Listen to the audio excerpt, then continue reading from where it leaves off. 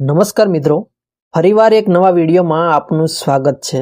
સરકાર તરફથી એક સારા ન્યૂઝ આવ્યા છે, જે ગામડામાં રહેતા લોકો માટે ખૂબ જ સારા સમાચાર છે। અત્યાર સુધી આપણે આવકનો દાખલો હોય કે પછી જાતિનો દાખલો તો તે તાલુકા પંચાયતે જઈને કઢાવવો પડતો હતો, તો હવે તે દાખલો કે પ્રમાણપત્ર હવે તમારા જ ગામમાં ગ્રામ પંચાયત દ્વારા કાઢી આપવામાં આવશે। આમાં કુલ 67 પ્રકારના કામો છે જે તમે ગ્રામ પંચાયતમાં જ કરી આપવામાં આવશે। તો ચાલો જોઈએ એ 67 પ્રકારના કયા કયા પ્રમાણપત્રો છે।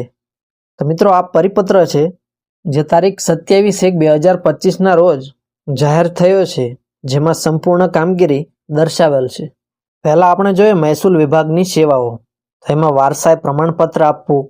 સોલ્વન્સી પ્રમાણપત્ર, અધિનિવાસ પ્રમાણપત્ર, દારૂખાનાના વેચાણ માટે હંગામી પરવાનો મેળવવા બાબત પણ છે।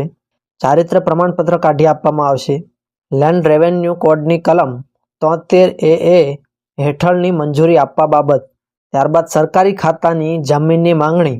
દારૂખાનાના વેચાણ સંગ્રહ કરવા માટે પરવાનો મેળવવા બાબત, ત્યારબાદ સ્ટેમ્પ વેન્ડર પરવાનો તાજો કરવા, ત્યારબાદ લેન્ડ રેવન્યુ કોડની કલમ 65 હેઠળની મંજૂરી બાબત, ત્યારબાદ રાહત દરે ફાળવેલ પ્લોટ ઉપર બેંક, LIC,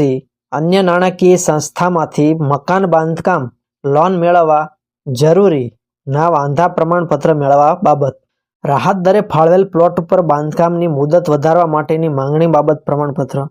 ત્યારબાદ ખેતીના હેતુ માટે જમીન એકત્ર કરવા માટે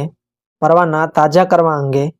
ત્યારબાદ પરવાના સ્થળ ફેર અને નામ ફેર અને ઉમેરા અંગે, એક્સપ્લોઝિવ નિયમો હેઠળ સ્ટોરેજ લાયસન્સ આપવું, પેટ્રોલિયમ પેદાશોના પરવાના આપવા અંગે, પિટિશન રાઇટર પરવાનો તાજો કરવા, વ્યક્તિગત જમીનની માંગણી, ગ્રામ્ય વિસ્તાર ઉદ્યોગનો હેતુ માટે જમીન આપવા બાબત, રાષ્ટ્રીય કુટુંબ સહાય યોજના હેઠળ કુદરતી કે અકુદરતી મૃત્યુ સહાય, સીધી લીટીના વારસદારોની વારસાઈના કિસ્સા માટે સોગંદનામું, ગ્રામ્ય વિસ્તાર મહેસૂલ માફીથી સંસ્થા કે ટ્રસ્ટને જમીન આપવા બાબત, ખેડૂત હોવાનું પ્રમાણપત્ર, રાહત દરે ફાળવવામાં આવેલ પ્લોટ ઉપર બાંધકામ કરવામાં થયેલ વિલંબ નિયમબદ્ધ કરવા બાબત, ટ્રસ્ટ રજિસ્ટર સંસ્થાની જમીનની માંગણી, સ્ટેમ્પ રિફંડ આપવા અંગે, સહકારી મંડળની જમીન માંગણી, જમીન મહેસૂલ સંહિતાની કલમ 65 હેઠળ મંજૂરી, આહાર ગૃહ પ્રમાણપત્ર તાજું કરાવવું, ગ્રામ્ય વિસ્તાર રહેણાંકના હેતુ માટે ગૃહ નિર્માણ બોર્ડને જમીન આપવા, બિનખેતી થયેલ જમીનના હેતુ ફેર કરવા, સહકાર અધિનિયમ 1961 અન્વયે સહકારી મંડળીની સામાન્ય સભા બોલાવવા બાબત, ત્યારબાદ શહેરી વિસ્તાર એટલે ઉદ્યોગના હેતુ માટે જમીન આપવા બાબત, શહેરી વિસ્તાર કે રહેણાંકના હેતુ માટે વ્યક્તિગત ગૃહ નિર્માણ મંડળીને જમીન આપવા બાબત, શહેરી વિસ્તાર કે મહેસૂલ માફીથી સંસ્થા ટ્રસ્ટને જમીન આપવા બાબત, સ્ટેમ્પ વેન્ડર લાયસન્સ મેળવવા માટે અરજી, ખાનગી માલિકીની ઝાડ કાપવા મંજૂરી, સ્મશાન કબ્રસ્તાન માટે જમીન નીમ કરવા માટે, જમીન મહેસૂલ સંહિતાની કલમ 63 હેઠળ મંજૂરી, સોલ્વન્ટ પરવાના આપવા બાબત, રાવળા હકની જમીન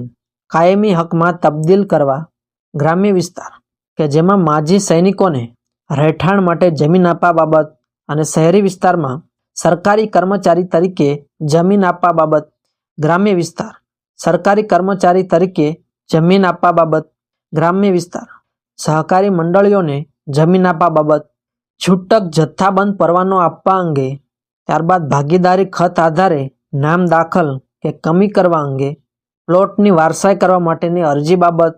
ખેતીની જમીન એકત્રિત કરવા બાબત, બિનખેતી શરતભંગ બદલ NOC આપવા, શાસ્ત્રી મેદાન ભાડે મળવા બાબત, છૂટક જથ્થાબંધ ઉત્પાદક અને પેટ્રોલિયમ પેદાશોના છૂટક કે જથ્થાબંધ પરવાના આપવા અંગે, બિનખેતી શરતભંગ બદલ NOC આપવા બાબત, ત્યારબાદ સામાજિક ન્યાય અને અધિકારીતાની વિભાગની સેવાઓ પણ ગ્રામ્ય વિસ્તારે આપવામાં આવશે, જેમાં કુલ 13 સેવાઓ આપવામાં આવશે। તો આ મુજબ છે સામાજિક અને શૈક્ષણિક રીતે પછાત વર્ગનું પ્રમાણપત્ર, નોન ક્રિમિલિયર અંગેનું પ્રમાણપત્ર, સામાજિક અને શૈક્ષણિક રીતે પછાત વર્ગનું પ્રમાણપત્ર, આર્થિક રીતે નબળા વર્ગો માટે પાત્રતા પ્રમાણપત્ર આવક સાથે, અન્ય પછાત વર્ગોનું જાતિ અંગેનું તથા નોન ક્રિમિલિયર પ્રમાણપત્ર, જ્ઞાતિ એસસીનો દાખલો આપવા બાબત, ભારત સરકારનું આવક અને અસ્ક્યામતો માટેનું પ્રમાણપત્ર, વિચરતી વિમુક્ત જાતિ માટેનું પ્રમાણપત્ર, ભારત સરકારના જ્ઞાતિ એસસીનો દાખલો આપવા બાબત, નિરાધાર વૃદ્ધો અને નિરાધાર અપંગોના નિભાવ માટેની યોજના, Indira Gandhi national old age pension યોજના અને વયવંદના યોજના, રાષ્ટ્રીય કુટુંબ યોજના, ત્યારબાદ અંત્યેષ્ટિ સહાય. તો આટલી સેવાઓ ગ્રામ્ય પંચાયત દ્વારા આપવામાં આવશે. ઉપરોક્ત સેવાઓ પૂરી પાડવા બદલ પ્રત્યેક સેવા માટે ₹20 વસૂલ કરવામાં આવશે. આમ કોઈપણ ડોક્યુમેન્ટ કાઢવા બદલ તમારે ₹20 આપવાના રહેશે. તો બસ વિડીયોમાં આટલું જ. જો તમને વિડીયો સારો લાગ્યો હોય તો વિડીયોને લાઇક કરી અને ચેનલને સબસ્ક્રાઈબ કરો. ધન્યવાદ.